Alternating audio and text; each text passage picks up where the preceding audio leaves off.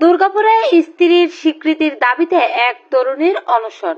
রাজশাহী দুর্গাপুরে স্ত্রীর স্বীকৃতির দাবিতে অটো চালক মাসুমের বাড়িতে শান্তা নামের এক তরুণী অনশন করেছেন। ঘটনাটি ঘটেছে বুধবার দুর্গাপুর পৌরসভার ৯ ওয়ার্ড ধরমপুর শিলালপাড়ায়। এই মাস ধরে গোটা মাস আমাদের বাসায় ছিল। কোন জায়গায় এটা? এই যে ইয়াতে উপশহরে।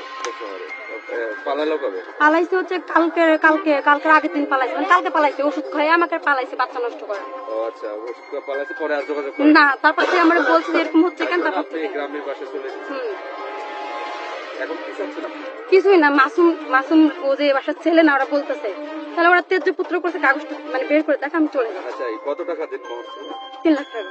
3 লাখ টাকা দিন মোহর আপনাকে বিয়ে করছে।